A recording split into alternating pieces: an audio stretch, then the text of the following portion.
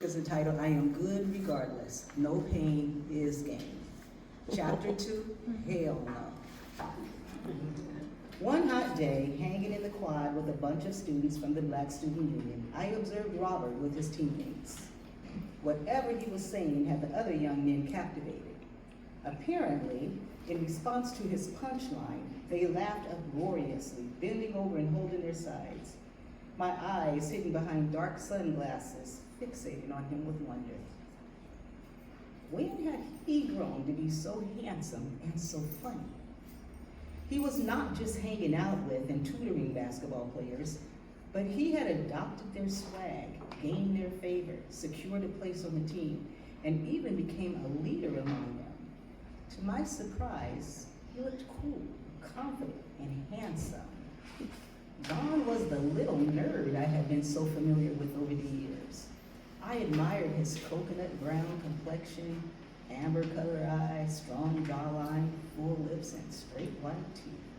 I turned to Juanita and asked, when did Robert get so hot? Her eyes widened, and then she opened her mouth wide before closing it along with the rest of her features into a disapproving scowl. Ew, he didn't. Before we could say more, Robert broke away from the pack and headed straight for us. My heart quickened and my mouth immediately dried up.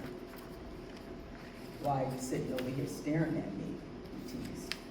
I stammered and shook my head. I wasn't. I was just sitting here talking to Juanita. I looked at her, hoping she'd validate the denial. Instead, she looked at me, shook her head, and rolled her eyes. I need my hair braided. He tested the waters, seeking to validate his suspicions. The short, nappy, unlined afro he previously sported was still uncut, but had grown into a 6-inch long wild afro. The sides had been neatly shaven and lined. Mom just braided it for you. Why do you need it rebraided? Juanita asked, not bothering to hide her attempt to keep him away from me. Nah, I need it to be braided with some style. He pointed to a couple of the young men he just walked away from. Something like Noah's or Ken's. Not just like theirs, though. I need something unique. Is there anything unique you got in your bag of tricks, Winnie? I can do cornrows. I don't have much experience with making styles and designs, but I'm sure I can find something you'd like on YouTube or Pinterest. I assured him a bit too eagerly for Juanita's liking. You know if you do it once, he's going to try to rope you into it all the time, right? She asked. Well, if you don't want to, I'll ask Kiki. She braided both Noah's and Ken's. We all turned and looked at Kiki. She looked back at us and smiled suggestively at Robert.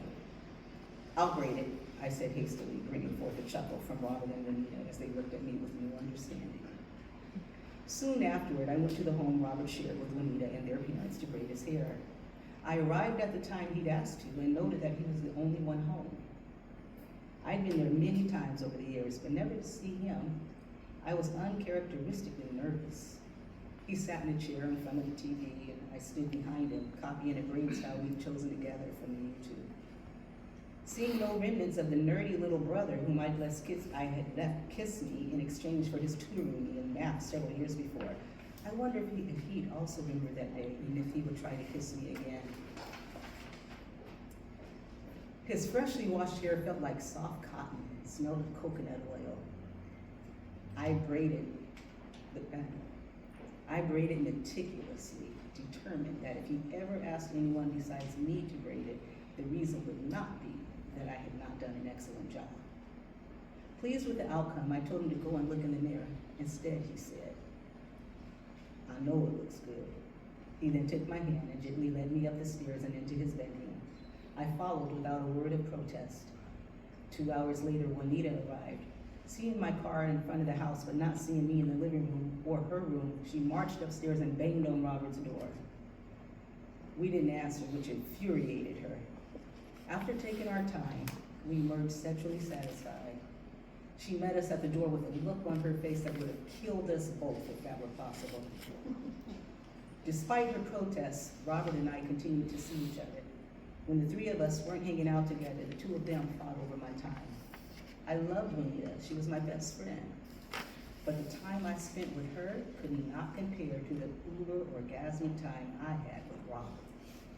He was a hot commodity and desired by many girls.